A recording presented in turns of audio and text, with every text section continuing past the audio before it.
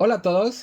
Bienvenidos a nuestro quinto episodio. Este episodio va a ser un poco especial porque no vamos a hablar de física. Bueno, que nosotros tampoco hemos hablado mucho de física, sino de ser estudiante de física, pero en esta vez tenemos un invitado de el área de química. Con nosotros está Gus. Bueno, y Gus es un estudiante del posgrado de química de la UNAM y lo invité, bueno, le hice la invitación express el día de ayer debido a que antier, bueno, fue la premiación del Nobel de Química, El anuncio, la el anuncio, premiación es en ¿cierto? diciembre.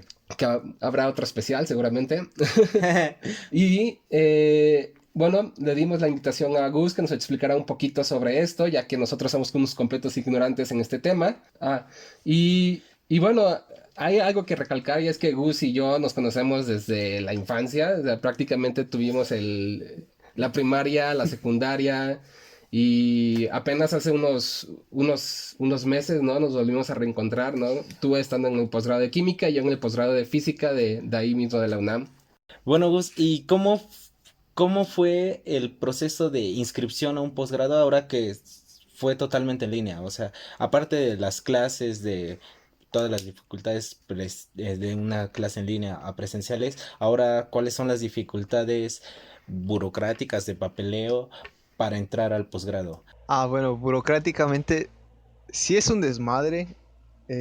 Justamente, pues como todo estaba parado, te piden que esperes ciertos tiempos.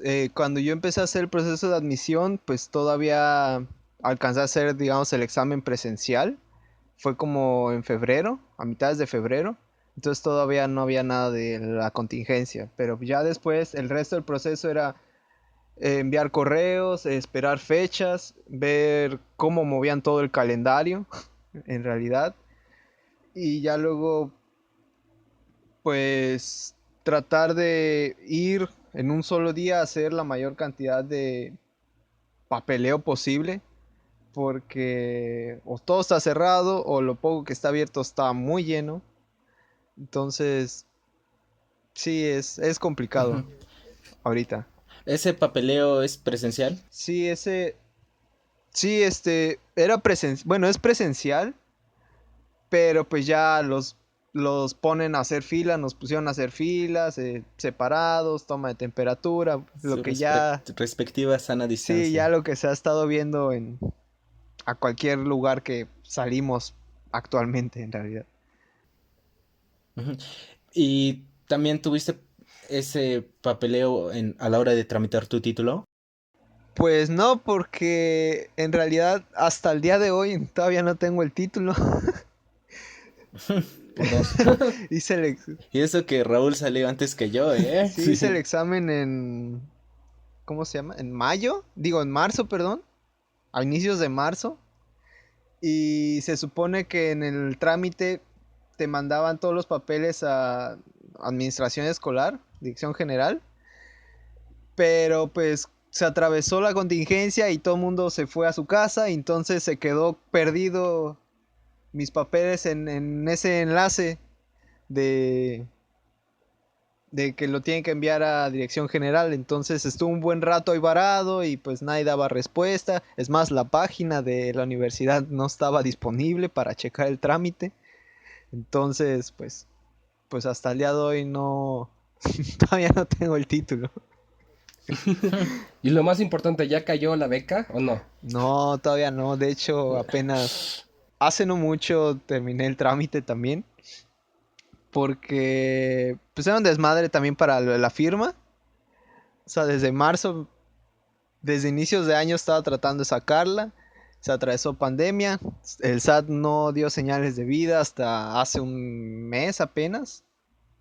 Y pues todo estaba saturado. Es más, tuve que ir a, tuve que ir a otra ciudad a sacar la firma. Entonces, ¿Actualmente en dónde estás? ahorita Tomando el el semestre. semestre lo estoy tomando en Veracruz. Pues acá vivo, acá están mis papás. Entonces, pues aquí estoy en la comodidad de mi casa. Sí, aprovechar no pagar rentas carísimas allá en Ciudad de México, ¿no? Sí, de hecho, pues siempre vivir allá es un poco más caro en realidad. Y más si quieres vivir cerca de la universidad. Te ahorras tiempo, pero pues necesitas más dinero, ¿no? Siempre te cuesta un poco más eso. ¿Y qué tal, Gus? A ver, cuéntanos un poquito, porque yo recuerdo que hace como unos, creo que el semestre pasado o antepasado, me invitaste a un pequeño congreso que hubo en el Instituto de Química, donde presentaste tu trabajo. No sé si nos podríamos, bueno, que nos explicaras un poco acerca sobre eso. Ah, sí. Bueno, Porque me pareció ajá. interesante y bueno, no me pareció tan alejado el área de física, ¿no? Bueno, Sí, en cuestión de, bueno, porque tenía muchos conceptos de mecánica cuántica y de electrodinámica. Entonces, no sé si nos podrías explicar un poquito sobre eso, de qué trataba. Va, sí es quizás un poco más desviado lo que uno tiene la noción típica de lo que hace un químico, ¿no? Generalmente uno visualiza químicos pues con bata en un laboratorio metiendo mano a un montón de matraces, ¿no? Esa es como la Sí. caricatura tradicional, pero pues o como Heisenberg. ajá, o haciendo droga como Heisenberg, ¿no? Droga color azul, ¿no? Eh, pero pues últimamente ya hay más banda que empieza a hacer uso de técnicas de supercómputo, programas para resolver ecuaciones, ¿no?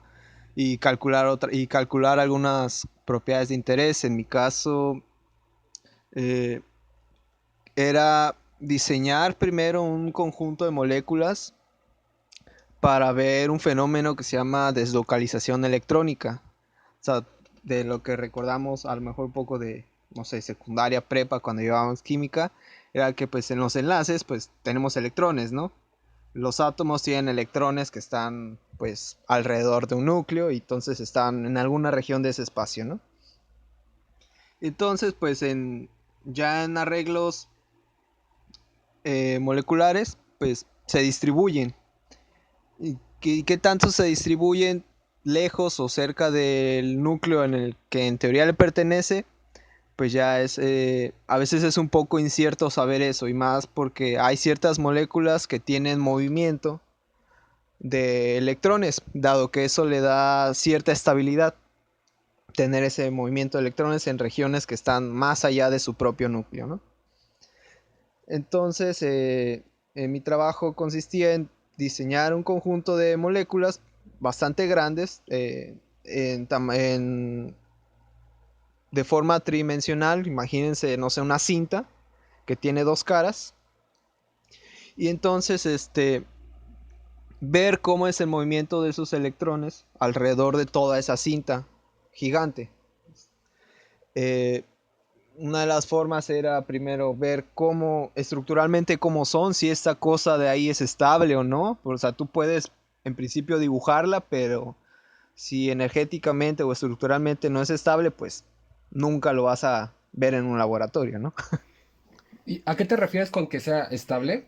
Que por ejemplo, si tú intentas sintetizarlo, porque al final de cuentas lo que uno ve en cuentas o lo uno se imagina, espera poder hacerlo en un matraz, ¿no? Al final de cuentas se trata de llevarlo a la parte experimental, ¿no? Entonces, cuando uno habla de estabilidades, ver que al menos sea factible sintetizarlo, ¿no? Y que la estructura que tenga sea estable en el sentido de que no se descomponga, por ejemplo, que le dé luz y que ya se descompuso y se transformó en otra cosa, ¿no? Lo miraste feo y ya se convirtió en otra cosa, ¿no? Le dio el aire y ya se convirtió en otra cosa, ¿no? En ese. Como Raúl con sus ex. Entonces, pues, el chiste era primero ver que esas cosas fueran al menos factibles, ¿no? O sea, no todas existen, no todo ese tipo de estructuras existen, pero partiendo de unas que sí existen, proponer otras que no existen y ver qué diferencias hay entre ese grupo, cómo se mueven los electrones dentro de esas estructuras, que originalmente prefieren estar en un plano. Entonces, en un arreglo tridimensional, ver qué es lo que hacen, si se siguen moviendo, se quedan quietas y para dónde, ¿no? Y pues al final de cuentas eso produce una corriente, ¿no? Un movimiento de cargas, pues produce produce corrientes, ¿no? Entonces, ver cómo son las corrientes en esas estructuras tridimensionales en forma de cinta. Y pues, sí, a grandes rasgos, eso fue, ¿no? Haciendo uso de cálculos en computadora, justamente lo que decía Raúl hace un rato, usa un poco de mecánica cuántica, una versión sencilla en realidad, nada de relatividad, ni física de partículas, nada tan exótico en realidad. Y para poder describir un poco más a fondo qué hacen esos electrones cuando están en esos arreglos, ¿no?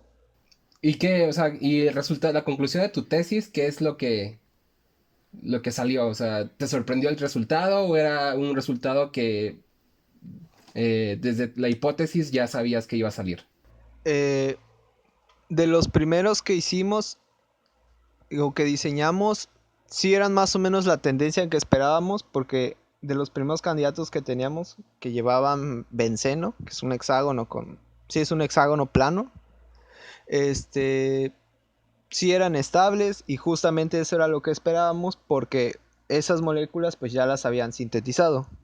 Tardaron como 80 años en sintetizarlo, pero ya las sintetizaron.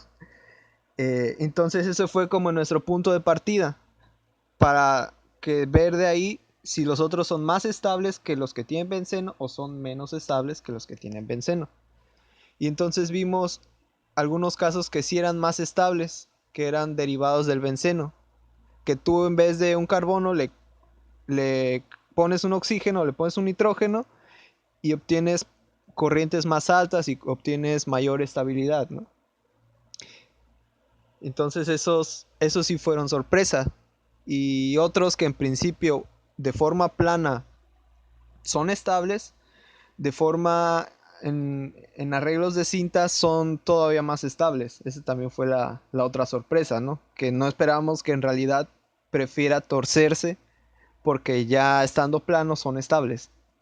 Entonces uno pensaría que que no va a optar por doblarse, está en un plano tridimensional, pero según lo que encontramos, sí sería viable tener ese tipo de moléculas. Bueno, hace ratito mencionaste que los primeros tardaron 80 años en sintetizarlos, entonces ya el resultado era eh, pues más o menos esperable.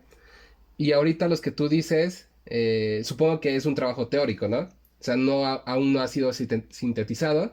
¿Cuántos años crees que tarden en hacerla? Pues no lo sé porque, bueno, los otros tardaron tanto porque el enfoque en términos de síntesis pues no era el adecuado. Trataban de doblar algo que era plano, que le gustaba ser plano, entonces trataban de doblarlo y pues nunca pudieron, por eso se tardaron tanto. Entonces lo que hicieron fue partir de algo que no es plano, naturalmente no es plano, lo cerraron, formaron la cinta con esa cosa que no es plana, que sí se puede doblar, y ya luego eh, hicieron una reacción que se llama una reacción de hidrogenación para volver, volver esas cosas que eran planas, los ciclos de 6, los hexágonos que les dije, para convertirlas en bencenos. Entonces todas esas cosas que sí se doblaban, que sí se doblaron, se regresaron al estado en el que se querían colocar al inicio. Se convirtieron en bencenos todos y entonces ya se acabó. Es como brincarse un paso y luego regresarse. Y entonces, pues para los otros que me preguntaste, pues yo creo que ya con eso en mente podrían seguir a una estrategia similar, pero no sé, a lo mejor unos 10 años, o sea, porque necesitas que se siga expandiendo un poco más. Actualmente la síntesis en ese tipo de macrociclos, a partir de que los hicieron, creció muchísimo. O sea, ahorita hay papers por todos lados, al menos en síntesis de orgánica. De esas cosas hay artículos por todos lados. Entonces, creció mucho, ¿no? Son como los nuevos juguetes de la química orgánica. Bueno, 10 años al menos. puedes estar vivo para verlo. Exacto, porque muchos de los trabajos teóricos de física, Eh, por ejemplo, Penrose, el nuevo Nobel de Física, lo premiaron por un trabajo de la década de los 60, entonces, de milagro seguía vivo De el de cabrón. milagro milagro seguía seguía. De hecho, Y caso contrario, ¿qué pasa con química? Porque hablando de premios Nobel, antier, justo, bueno, desgraciadamente, mismo día que falleció Mario Molina, eh, bueno, dieron a conocer los premios Nobel de química, que fueron a Emmanuel Charpentier y a Jennifer A. Doudna. Por ejemplo, ahí me da curiosidad. Son mujeres. ¿Qué tan seguido gana una mujer en los premios Nobel en el área de química? Porque en física solo hay 4. pues en química tampoco hay muchos. Creo que también hay como 4 mujeres también. Ahorita, antes del de este año, de Emanuel y Jennifer, creo que la última fue en el 2009. Se llamaba Ada Jonat. Y su trabajo era algo de biología molecular también. No, ahorita no recuerdo bien sobre qué era su trabajo, pero, o sea, y desde 2009 pasaron creo que otros Ujú. 50 años para que hubiera otro. Y desde ahí, luego fue el primero, creo que fue Marie Curie, por el descubrimiento del polonio. O sea, tuvo dos, tuvo uno de física, otro de química. Entonces, uno fue por el polonio y el otro fue por la radioactividad, me parece. No me acuerdo. Seguramente el del Sí, también polonio son fue el muy de química, ¿no? poquitas, igual que en física. No sé, tú cuéntame, eh, o sea, ¿te despertaste? Porque los premios Nobel normalmente los anuncian a las 4:30 de la mañana, hora México, más o Ujú. menos, ¿no? Cinco y Sí, media, 6:30, no sí, me acuerdo muy creo que bien. tengo recuerdo una anécdota de Feynman que cuando le anunciaron su premio Nobel, pues le marcan, es la hora parecida acá, como a las 4, y él dijo, estoy durmiendo, háblenme al rato. O sea, un premio Nobel, le dices, ay, yo estoy durmiendo. Y sí, le volvieron a hablar. Sí, la diferencia de horario a veces es un problema. Entonces, no sé, cuéntame, te levantas, checas el celular y ¿cuál fue tu primera reacción? O sea, ¿era algo esperado? ¿Era algo, no sé, sorpresivo para ti? ¿Esperabas, tenías otro candidato, algún favorito? No sé. O Pues, un ajá. reclamo, ¿por qué no fui yo? También es válido. No, para los reclamos yo creo que mínimo unos 30 años más, no sé. Ahorita todavía no. Ah, esa es la mentalidad. No, sí me sorprendió en realidad por dos cosas. Primero porque, o sea, la herramienta es bastante poderosa en muchos sentidos. Es económica y es bastante versátil en el campo de la genética. Y entonces es una técnica refinada propiamente que tendrá, no sé, 8 o 9 años. O sea, no tiene más de 10 años. Es una técnica bastante joven en ese sentido, ¿no? Pero el potencial que tiene para abrir otros campos es bastante amplio, ¿no? Entonces, pues sí es impresionante. Me sorprendió en ese sentido. También me sorprendió porque, bueno, eran dos mujeres. Que creo que nunca, o bueno, de los premios que ahorita recuerdo, nunca había escuchado uno donde estuvieran dos mujeres en el mismo año. Y bueno, también ya luego un poco del chisme es que las dos trabajaron juntas. Generalmente pasa de que, bueno, ella trabajó por su lado y la otra trabaja por su lado y ya llegan a lo mismo, ¿no? O llegan a cosas muy parecidas, ¿no? Es lo que suele pasar, ¿no? Pero en este caso no, las dos colaboraron juntas y por ese trabajo en colaboración, pues les dieron el premio, ¿no?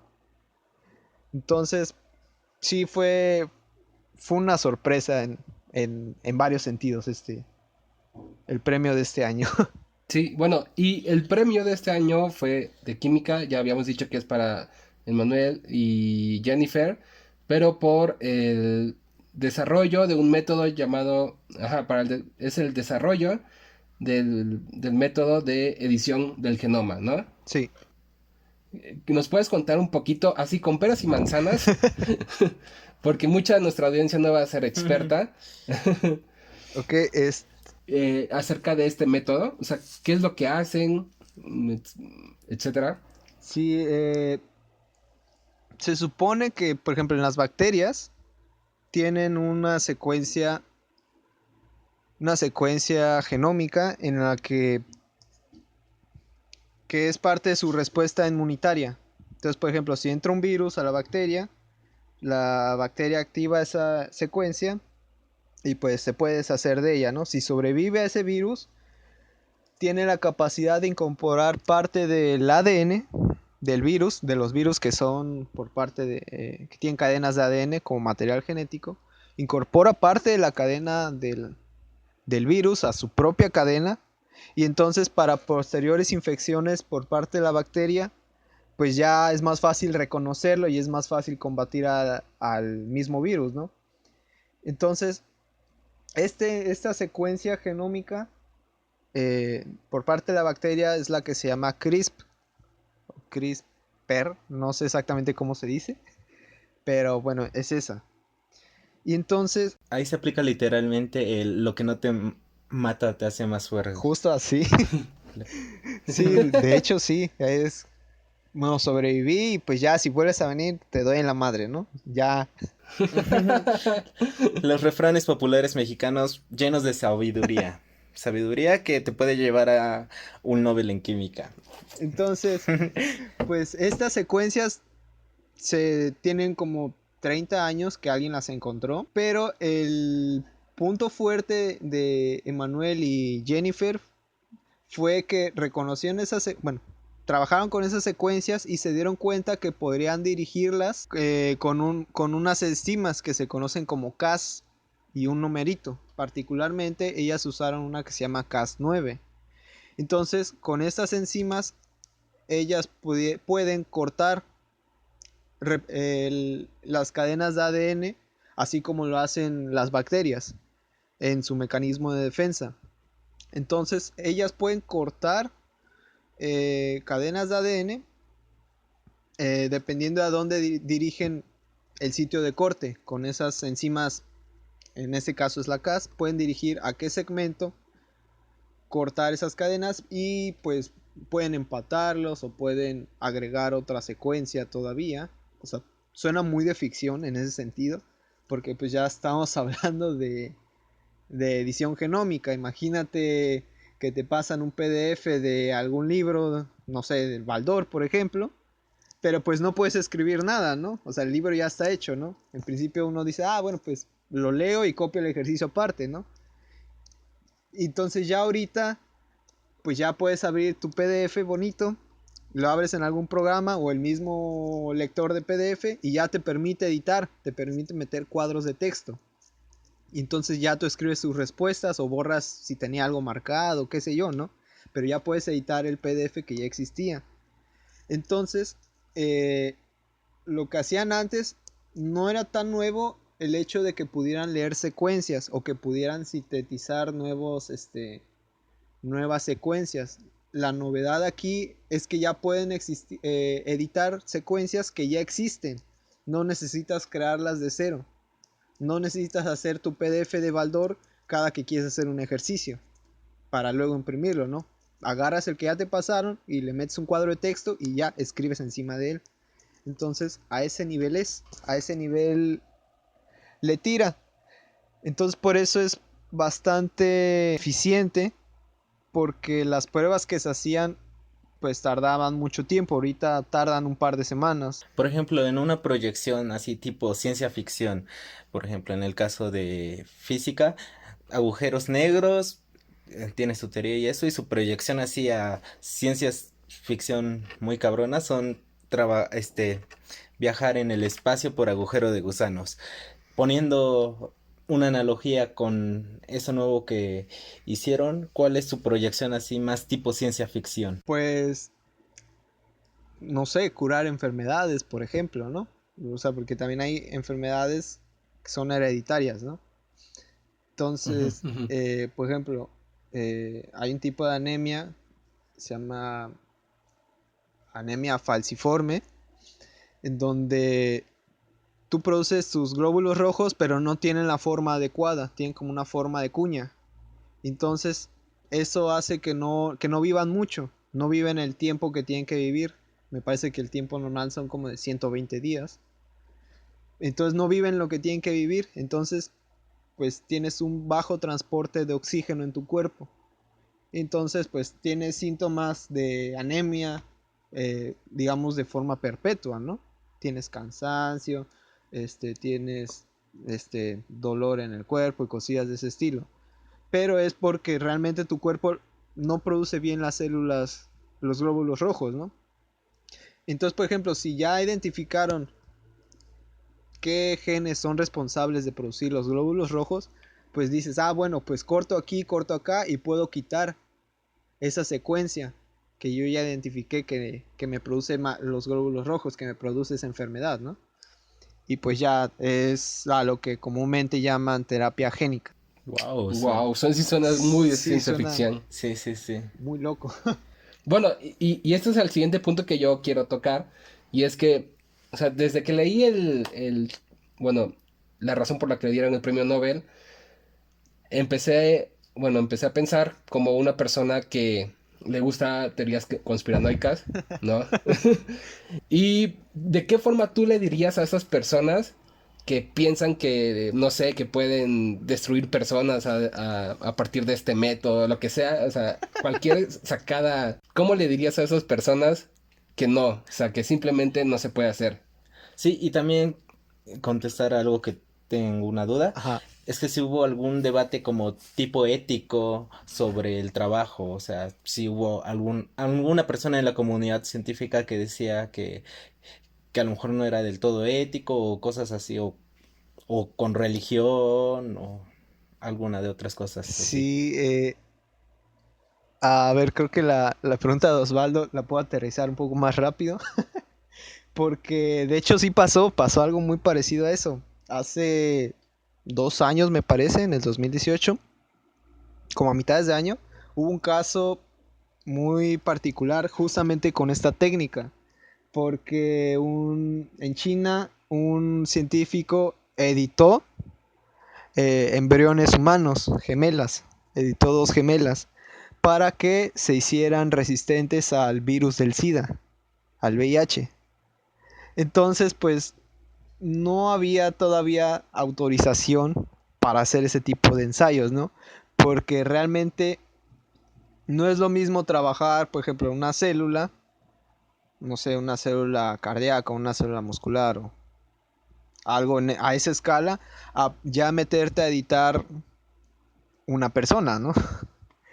Sí, Entonces, pues pásame tu PDF de tu ADN. casi casi, ¿no? Entonces te borra unas líneas y pues no sé, ya quedaste ciego, qué sé yo, ¿no?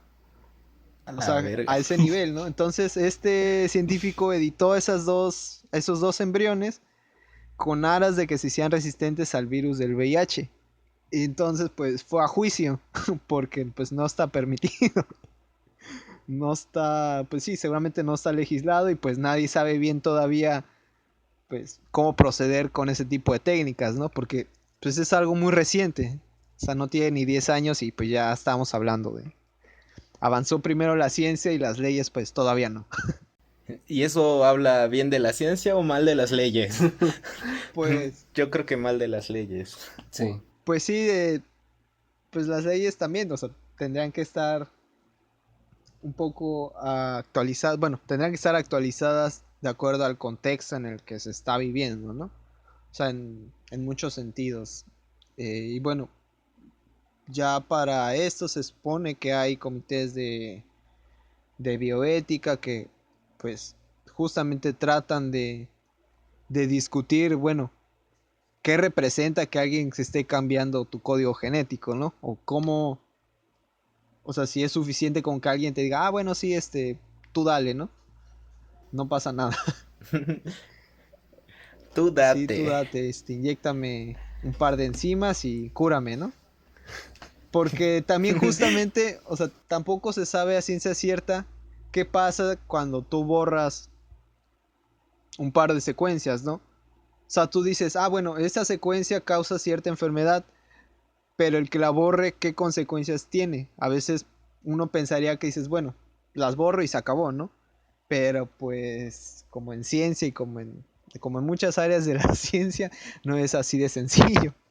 Entonces borras aquí y pues te sale otra bronca por allá y Sí, ¿qué pasa con las fronteras, no? Con lo que está...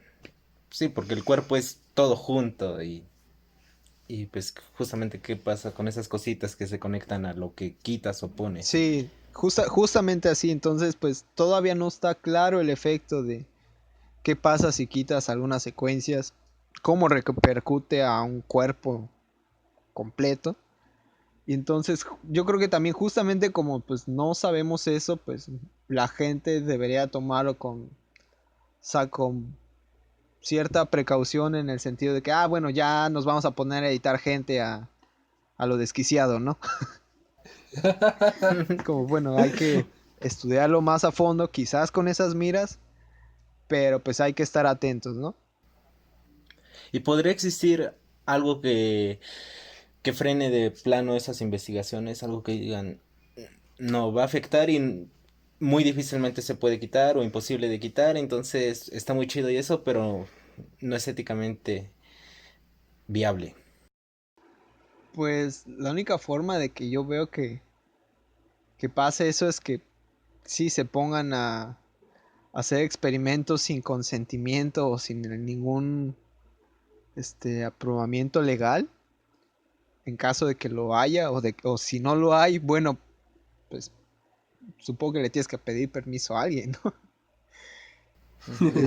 Pues para tampoco estar rebasando esa frontera de, bueno, realmente está bien que te puedan estar, no sé, editando o clonando, ¿no? Es como cuando empezaron a clonar ovejas, ¿no? Entonces, digo, no me tocó propiamente esa época con cierta conciencia porque fue como al inicio de los 90s cuando clonaron a Dolly.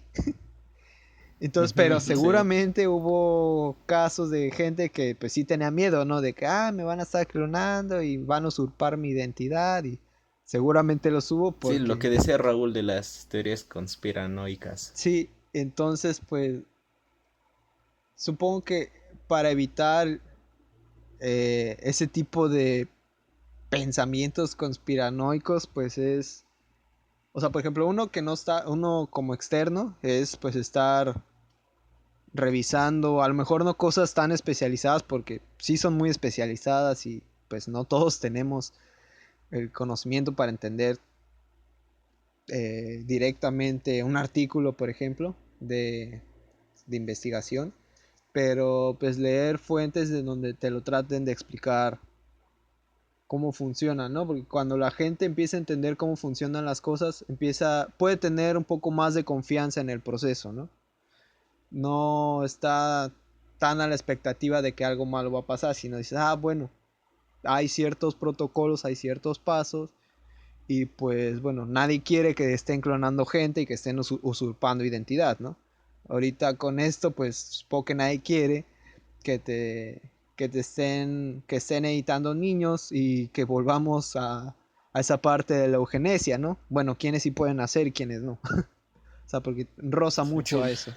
pero yo creo que eso es, si no imposible, cerca de imposible, porque vemos a la gente actualmente con los termómetros infrarrojos y ya piensan que les estás borrando neuronas y todo eso. Ahora imagínate si le dices, sí, literalmente voy a editar tu código genético. Sí. O sea, y es una invitación a las personas que nos estén escuchando que busquen fuentes confiables, ¿no? Que expliquen estos procesos porque, bueno, aquí estamos tratando de jugarle a los divulgadores, pero nos queda muchísimo camino para recorrer, pero hay otras personas, hay otros químicos, físicos, muchísimos científicos que sí son divulgadores tal cual y ellos sí podrían ofrecerte esta perspectiva más sencilla de ver pues todos los avances tecnológicos y científicos que se tiene en la humanidad, ¿no? Sí, siempre es bueno acercarse a, a fuentes confiables primero y a veces no solo quedarse con una sola, casarse con una sola fuente, ¿no? Tener, no sé, dos o tres para tener un poco más de perspectiva. Porque a veces, no sé, inclusive hay sesgo en ciencias, ¿no? Entonces es un poco de tener un poco más amplio el panorama, tener otras opiniones para que cada quien pueda ir formando su propia opinión. Sí, eso es muy cierto lo que dijiste, que, o sea, que en ciencia todavía pasa eso de seleccionar la información que a nosotros nos conviene, ¿no? De cierta forma. Y no, o sea, cerrarnos en nuestro pequeño mundo y no saber las Sí. opiniones de los demás Tomar los científicos. datos que calzan con nuestra teoría y no la teoría que calza con los datos, Sí, ¿no? es Exacto, como, voy a creer eso porque pues, es justo lo exactamente. que quería oír, ¿no? Entonces, pues Y bueno, Gus, muchas gracias por explicarnos un poquito de lo que es de lo que es el Premio Nobel de Química del 2020. La verdad me parece muy interesante y con una, como tú decías, ¿no?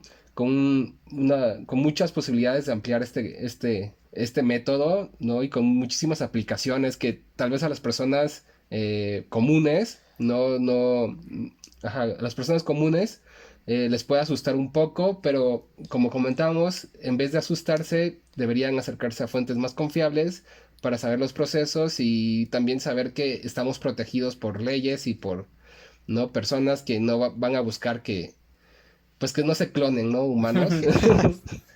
sí, Tan fácil. Tan fácil. al menos, sí, con fines diferentes a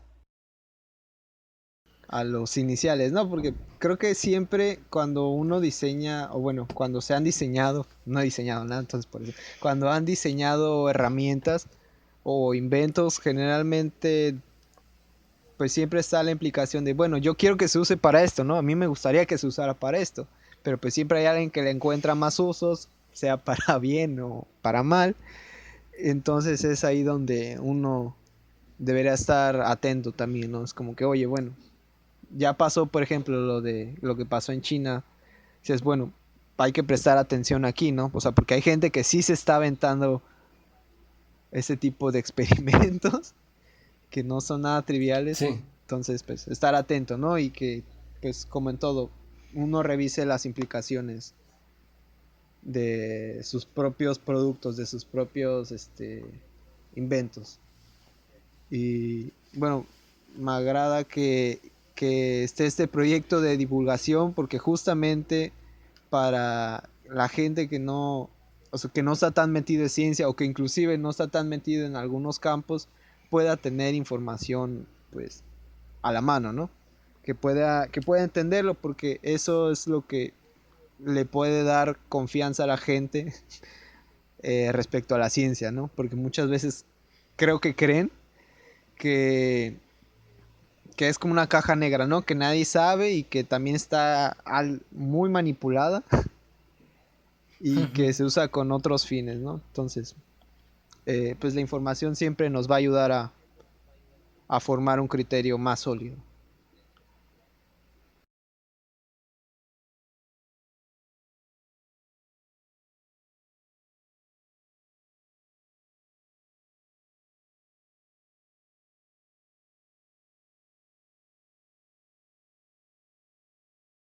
Les agradecemos mucho haber llegado hasta el final de este episodio, y esperemos que también escuchen los episodios pasados porque han puesto muy Si interesantes. es que si es que no los han escuchado. Si es que no las han escuchado. Y también el siguiente episodio va a tratar sobre que Osvaldo y yo vamos a explicar el Nobel de Física, a ver qué tal nos sale, ¿no? Y Súper. bueno, muchas gracias. Síganos en nuestras redes Gus, sociales. una pregunta antes de que nos despidamos. Claro, ¿Has escuchado nuestros claro que podcasts? sí, pues ni modo de venir sin hacer la tarea. Entonces, sí están Eso buenos, era Bien bajado todo. ese están balón. buenos. Eso era todo. Yo creo que, o sea, también esa parte de divulgar un poco de ciencia también es cómo hacer ciencia, ¿no? Entonces creo que lo han Sí, tocado de una forma muy interesante, o sea, de viva experiencia, porque pues, los dos están metidos, ¿no? Ujú. Y pues para la gente que no hace ciencia, pues se puede dar cuenta que no es tan sencillo como decir, pues me meto al laboratorio una semana, mezclo un par de Y me va cosas a y pues salir. ya acabé, ¿no? o hacer ecuaciones y ya me salieron, ¿no? Es como estás 1, 2 semanas dándote de topes, llorando porque no te sale, porque el asesor te está presionando o alguna cosa así, ¿no?